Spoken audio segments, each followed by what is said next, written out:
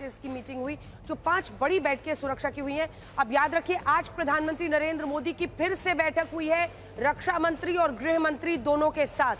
सबकी नजर आज की इस बैठक पर है, क्या यहां पर हुआ है, किस तरह के फैसले आएंगे। लेकिन इससे पहले कि मैं अजय आलोक जी से एक और सवाल पूछूं, मैं एक बार आपसे एक और सवाल पूछूं कि बीजेपी वाले बार बार कहते हैं कि पाकिस्तान के इतने टुकड़े हो जाएंगे। वैसे तो स्थिति वहां खराब है ही, गिलगित बाल्टिस्तान में अलग नारेबाजी हो रही है सेना प्रमुख के खिलाफ, हर जगह सरकार, सिंध में अलग प्रोटेस्ट चल रहे हैं, सड़कों पर हुजूम है लोगों का। वैसे ही अगर आप देखिए तो बलूचिस्तान, खैबर पख्तूनवा, ये कहते हैं कि इतने टुकड़े होंगे कि हमारे बच्चे कंचे खेलेंगे उससे। तो ये अंजना जी, इसमें कोई शक नहीं, सिर्फ पंजाब बच जाएगा उनके पास। पंजाब में भी टुकड़े हो जाएंगे, ये नौबत आएगी उनकी कि जिस प्रकार से, क्योंकि बलूचिस्तान शुरुआत से ही 1950 से लगातार आज तक, जो मैं कहूँगा कि बलूचिस्तान के लोग जो हैं वो पाकिस्तान में पंजाबी जो हैं, जिनका जो बहुत फौज के अंदर हावी हैं, उनके बरखिलाफ है। क्योंकि उनका मानना है कि आबादी तो सिर्फ 5% है, लेकिन जो इलाका है वो तकरीबन 45% इलाका है, जहाँ से अभी तक सोना, चांदी, कॉपर, गैस, कोल सब निकाल करके ले गई पाकिस्तान। और दिया क्या, तो रॉयल्टी सिर्फ 5%। और अब उसके बाद अब उन्होंने चीन को सौंप दिया है वो पूरा इलाका, और चीन वहाँ से निकाल रहा है। वो रहा बलूचिस्तान, और बलूचिस्तान के तकरीबन 900 किलोमीटर का जो बॉर्डर है वो ईरान के साथ भी है, और ईरान की भी परेशानी वहाँ पर है। वैसे खैबर पख्तूनवा में भी है, वही हालत आज सिंध में है। और सिंध के बिलावल क्या कह रहे हैं, हम लोग कह रहे हैं कि खून और पानी एक साथ नहीं बह सकता है। उसका क्या कहना है कि खून बहेगा अगर पानी नहीं मिलेगा। मानसिकता दर्शाती है बिलावल भुट्टो की, और कि सिंध में परेशानी, बलूचिस्तान में परेशानी, खैबर पख्तूनवा में परेशानी, तो रह क्या गया पंजाब, और उसके पास कुछ भी नहीं है। तो पाकिस्तान जो है टुकड़ों में बटेगा, और उसका जिम्मेवार वही है, वो विक्टिम नहीं है, वो परपेट्रेटर है। एक बार अभय दुबे जी और अजय आलोक जी को एक साथ दिखा दीजिए, क्योंकि देखिए ये एक ऐसी बात है अभय दुबे जी, जब देश की सरकार और तमाम राजनीतिक पार्टियों को एक साथ एक सुर में बोलना होगा। हम लोगों ने देखा था इजराइल में जब गाजा को लेकर ये पूरी जंग चल रही है, चाहे जितनी भी उनकी अंदरूनी लड़ाई हो, लेकिन सब एक सुर में बोलते हैं। हमने देखा बीते दिन का जो पोस्ट था प्रधानमंत्री को लेकर, उसको आपकी पार्टी ने हटा भी दिया। क्या हम माने कि सरकार जो भी बड़ा फैसला लेती है, आप लोगों को इस बात का एहसास है कि नेतृत्व देश का पीएम ही कर रहे हैं और उनका सम्मान होना चाहिए? नहीं, स्वाभाविक रूप से हमने ये कहा है कि जो भी कैबिनेट कमेटी ऑन सिक्योरिटी प्रधानमंत्री भारत की सरकार निर्णय लेगी, उस निर्णय में सामूहिकता के साथ, कांग्रेस पार्टी नहीं पूरा देश है, और हम प्रतिबद्धता के साथ ही बात कहते हैं कि हम एक निर्णायक लड़ाई आतंकवाद के खिलाफ भी उसको जड़ से उखाड़ फेंकने के लिए लड़ेंगे। मगर देश के लोगों ने हमको दायित्व एक दिया है कि सरकार का मार्ग प्रशस्त कीजिए। तो सिर्फ 2 विषयों पर मैं प्रकाश डालना चाहता हूं। मैं अभी डिफेंस एक्सपर्ट्स को सुन रहा था, सेना के अधिकारियों ने जो हमारे पार्लियामेंट्रियन के सामने अपनी चिंता व्यक्त की है, उस पर भी बात होनी चाहिए। आज का युग एक ट्रेडिशनल वॉरफेयर का टाइम नहीं है, ये नॉन काइनेटिक वॉरफेयर का समय है।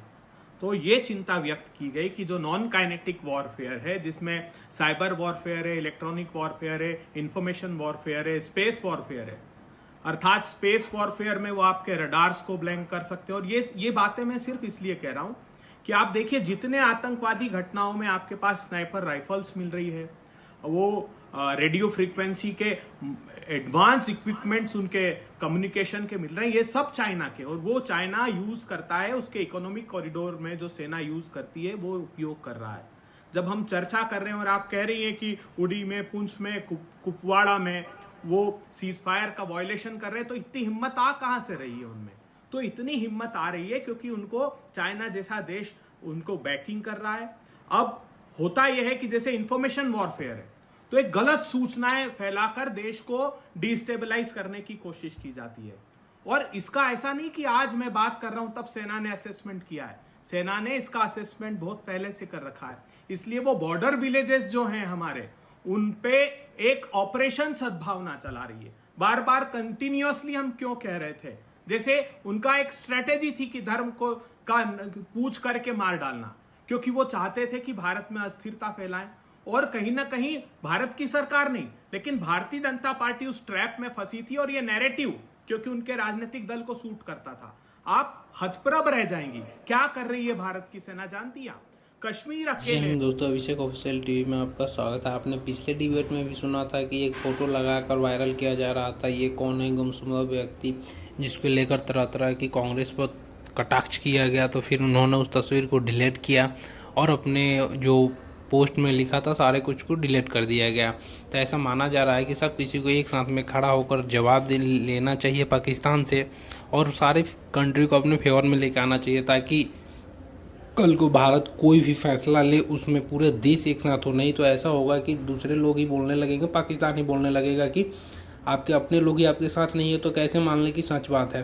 तो वही है, पहलगाम जैसा दूसरा हमला नहीं होना चाहिए। सेना एक स्कूल चलाती है, वो एक गुडविल स्कूल चलाती है सेना खुद, उसमें करीब 20,000 बच्चे अभी पढ़ रहे हैं। एक भारत दर्शन कार्यक्रम चलाती है, और ये अकेले कश्मीर के जो बॉर्डर विलेजेस है उनके कॉन्फिडेंस बिल्डिंग के लिए वो चाहती है कि सेना के साथ एक ऐसा सामंजस्य उनका हो, क्योंकि बगैर इंटेल इनपुट्स के, बगैर उनके सहयोग के आप कोई बड़ा युद्ध में आगे नहीं बढ़ सकते।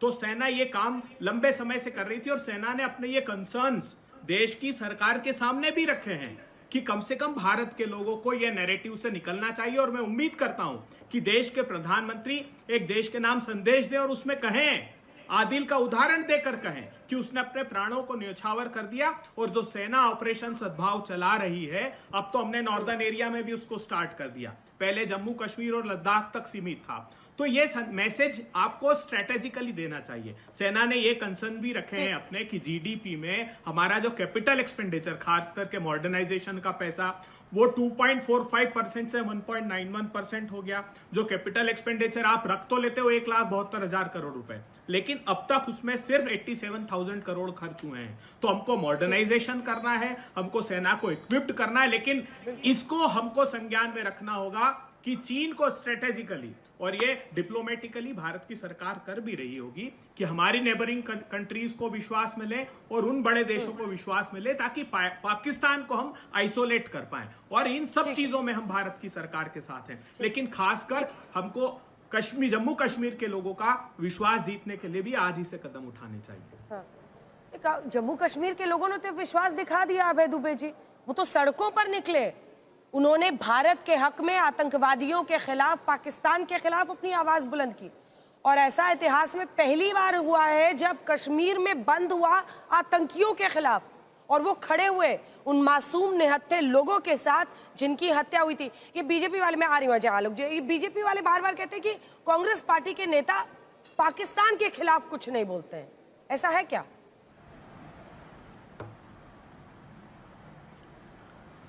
पाकिस्तान के खिलाफ का समर्थन अप्रत्यक्ष रूप से भारतीय जनता पार्टी के लोग कर रहे हैं।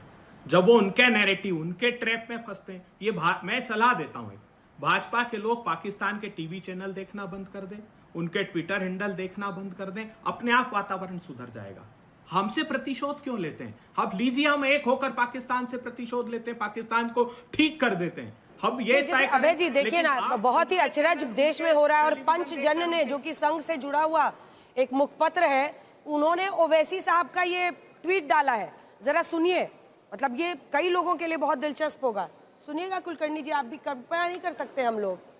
अजय आलोक जी के तो पैरों के नीचे की जमीन हिल जाएगी। सुनिए क्या कह रहे हैं ओवैसी साहब, सुनिए सर आप लोग भी। पाकिस्तान में तुम एक मलेरिया की दवा नहीं बना सकते, तुम एक मोटरसाइकिल का टायर तैयार नहीं कर सकते। भारत बहुत आगे है, भारत से पंगा मत लो। अल्लाह का शुक्र है कि हमारे बुजुर्ग नहीं गए वहां पर, वरना इन पागलों को हमको देखना पड़ता। जो लोग गए उनको बर्दाश्त कर रहे हैं। हमको पाकिस्तान से कभी मतलब था, ना कभी रहेगा।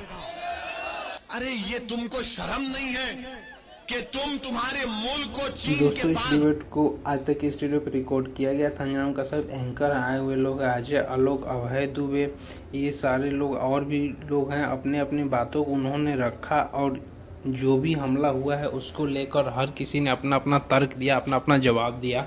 इसको लेकर बस एक ही बात बोली जा रही है कि हर कोई देश के साथ में और देश के पीएम के फैसलों के साथ में खड़ा होना चाहिए, ना कि किसी और को इसका फ़ायदा हो बीच में कटने से। चाहे अपनी अपनी पार्टी का अपना अपना वोट बैंक है, वो अलग है, लेकिन देश सबसे पहले। आप क्या मानते हैं कमेंट कीजिएगा। मिलते हैं अगली वीडियो में, तब तक के लिए जी। वीडियो देखने के लिए आपका धन्यवाद।